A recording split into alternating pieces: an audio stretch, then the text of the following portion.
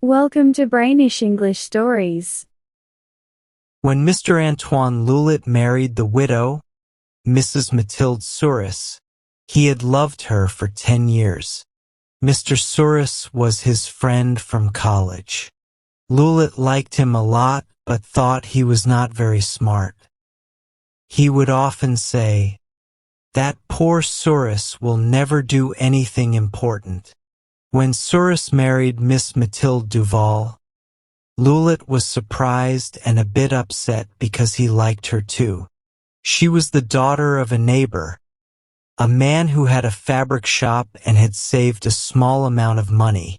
She married Souris for his money. Then Loulet thought he would try to flirt with his friend's wife. He was a handsome, smart, and rich man. He thought it would be easy, but he was wrong. Then he started to like her for real, but his friendship with Souris made him stay respectful, making him shy and nervous. Mrs. Souris, thinking he had learned his lesson, now treated him as a good friend. This went on for 9 years. One morning, a messenger brought Loulet a sad note from the poor woman. Souris had just died suddenly from a burst artery. Loulet was very shocked because they were the same age.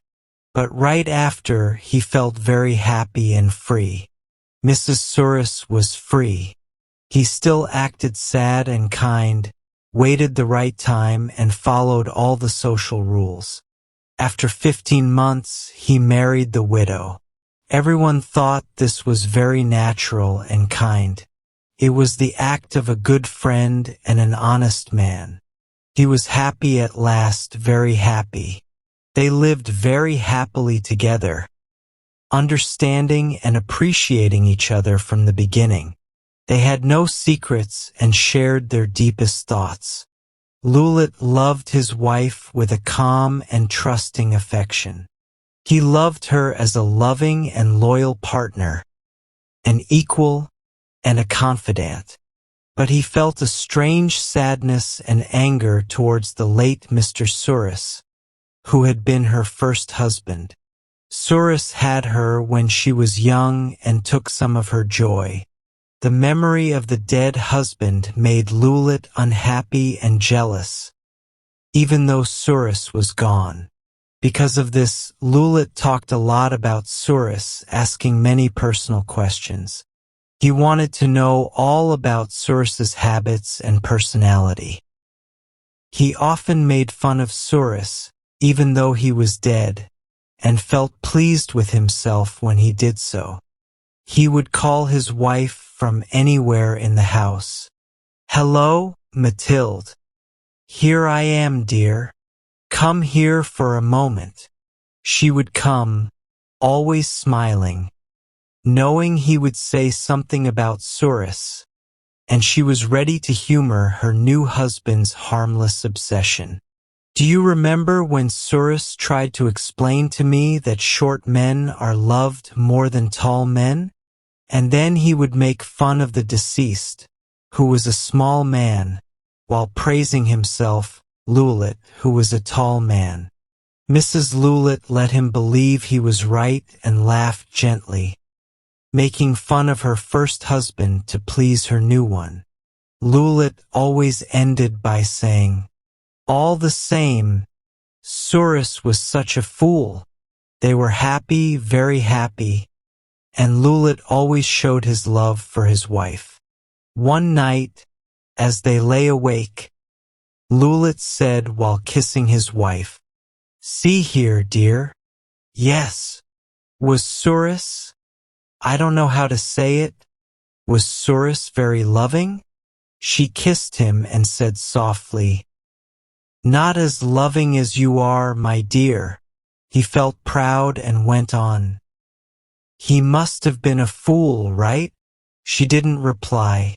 She just smiled and hid her face in her husband's neck. "He must have been a fool and not very smart?" She shook her head a little, meaning no, not smart at all. He continued, He must have been really annoying, right? This time she answered honestly, "Oh yes." He kissed her again for this and said, "What a brute he was. You were not happy with him?" "No," she replied.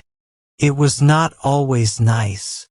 Lulit was happy, thinking about how much better her life was now with him compared to before.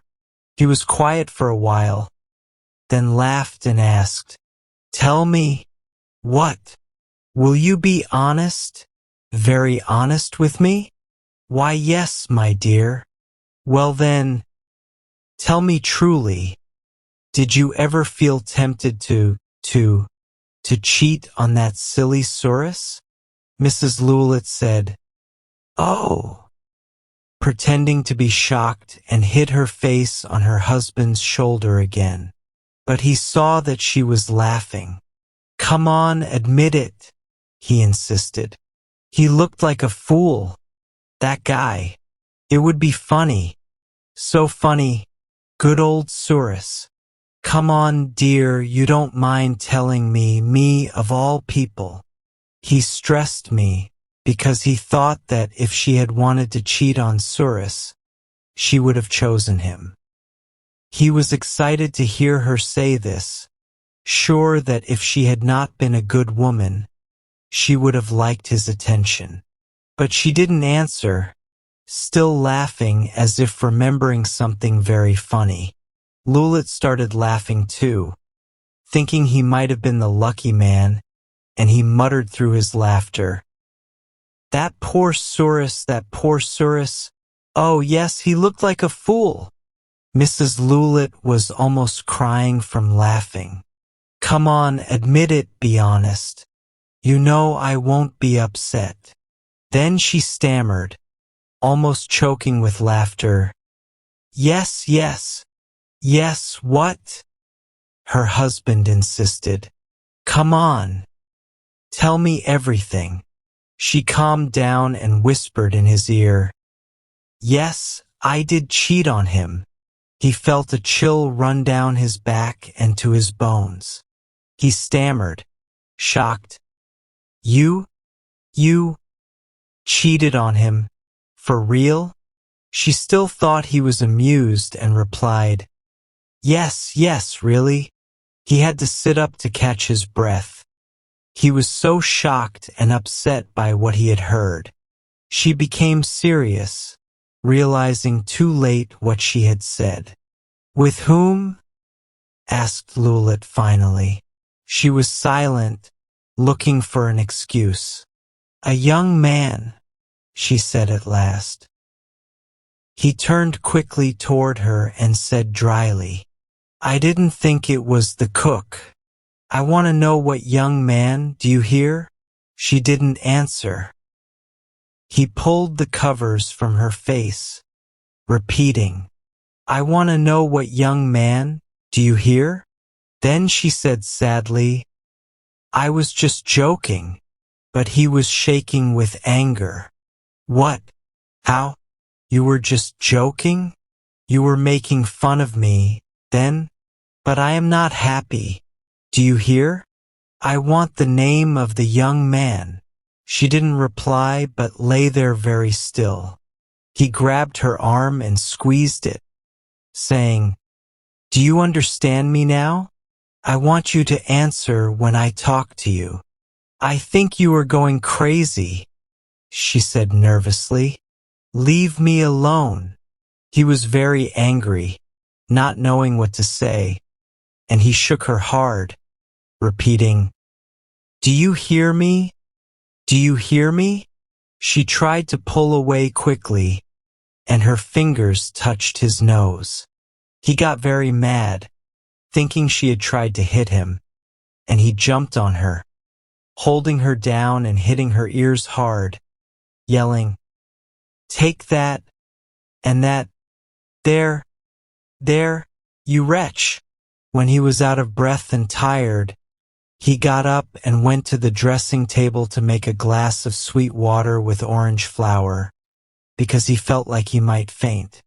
She was crying in bed, sobbing bitterly, feeling like her happiness was over because of her own mistake. Then, through her tears, she stammered, "Listen, Antoine. Come here, I told you a lie, you will understand, listen."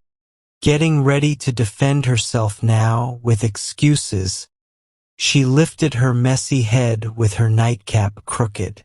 Turning toward her, he came closer, feeling ashamed for hitting her. But deep in his heart, he felt a strong hatred toward this woman who had cheated on her first husband, Souris.